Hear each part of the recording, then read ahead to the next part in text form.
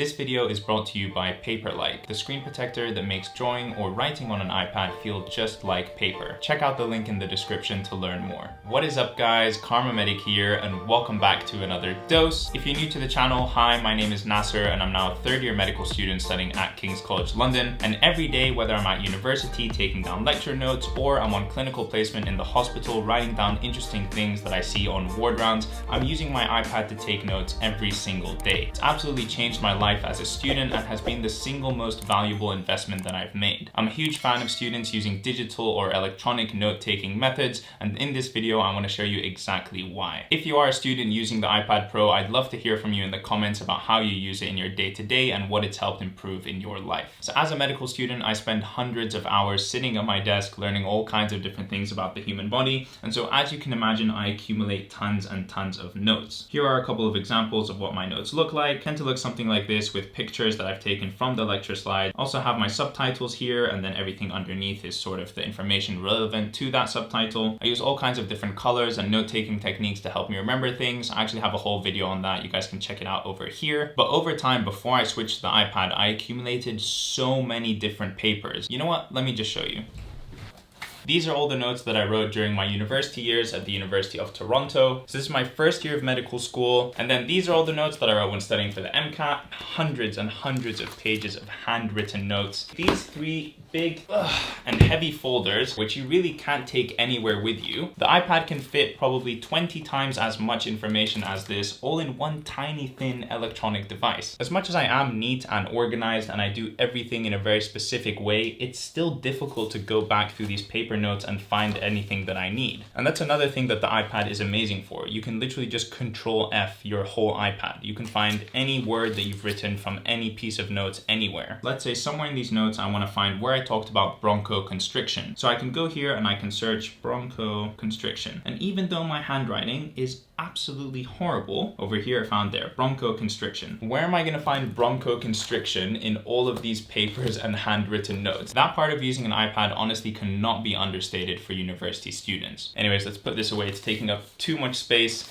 And it's heavy. It's so light, you barely even notice it when it's in your bag, and it literally carries 10 times the amount of information that I could put in physical space. All the pens and papers that I used to carry around with me has been simply replaced by this one Apple Pencil. All the colors, thicknesses, highlighters, and pens that I could possibly want at my fingertips in just 1 second. It's just this one simple, extremely thin and light device. Another amazing feature about the iPad is that you can use it as a second screen with your MacBook. With the new iOS and macOS updates, they've made this very, very simple using an application called Sidecar. You just click this one button and it will immediately make your iPad a second screen. I honestly cannot overstate how valuable having a big screen has been for me. It improves my productivity and my efficiency so much. You can have the essay that you're writing open on one screen and then all of the internet research that you're doing on the other. Now I decided to go with the 12.9-inch version of the iPad Pro, and that's because I wanted more screen real estate for when I'm multitasking, you know, having two different apps open at the same time. It's definitely valuable to have more screen real estate in order to write. So the amazing thing about the iPad is, for example, let's take my lectures on cardiovascular disease.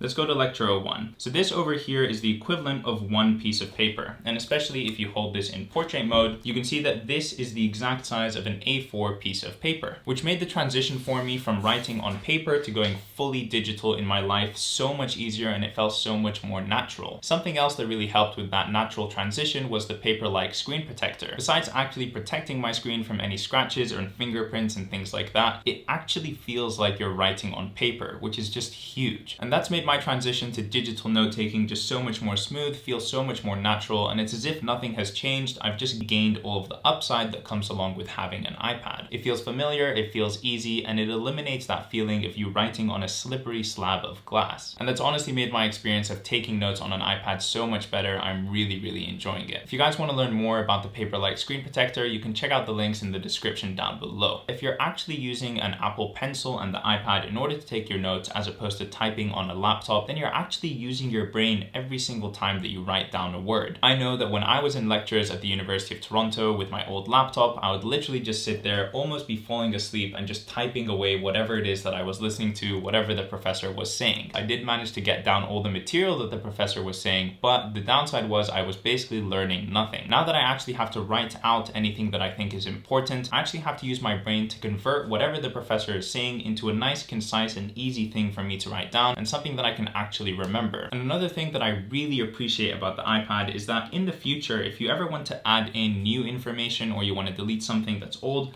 it's just so simple. You can move things around, manipulate things, and just add in new info, which is something that I really hated not being able to do on my paper notes. If I ever had to add something or I forgot something and I now need to just squeeze it in, it was always such a big thing because I was ruining my very neat organization and having to move things around. So this is just a very big point for me. Now we can't talk about the iPad without talking about the apps. So obviously not only do you get this device that's amazing for taking your notes, organizing everything in your life, but you also have the App Store. Now as a medical student, one of the apps that I use the most is C3D for Anatomy, which is an anatomy app that allows you to see the human body in 3D. You can manipulate the body, zoom in, click on different bones, objects, and structures, and learn more about them, and it's just an incredibly useful app. On top of that, obviously there's millions of other apps. I use Quizlet for my flashcards, I use Geeky Medics in order to prepare for my objectively structured clinical exams or OSCEs. You know, there's all kinds of apps that you can use in order to help you study, in order to improve your efficiency while studying. It's not just something that you use to write on and take notes. It has a lot of other benefits as well. Now, one of the biggest advantages of having an iPad is simply the organization and decluttering ability that it grants you. So for example, in this note-taking app called Notability, over here on the left, I have all kinds of different dividers, and within them, all kinds of different subjects. As you can see, they're neatly organized by color. And let's open one of them, let's say supporting life. Within supporting life, I have all of these different subjects, and each one of these is going to have its own set of lectures, case-based discussions, workshops, etc. And within each of those, you guys can see the notes that I've taken. Lecture 2, pleural diseases. Scroll down a bit more, lecture 3, hypersensitivity and asthma. And as you can see, for every single one of these lectures, there's just, look at how much information I can put here. And just the style, the organization, and everything, it's just amazing. Another thing with the iPad is you literally have no papers ever. Any document or handout I'm given in my tutorials, I literally take a photo of, send to my iPad, and import directly into Notability. That way I never lose papers, I never crumple papers, and it's literally all in this one little thin device. I mean, I can't say this enough. And then with travel, if you ever want to go on holiday or go home to visit your family, but you have to keep up with a bit of studying, you know, memorizing some flashcards or going over a couple of lectures,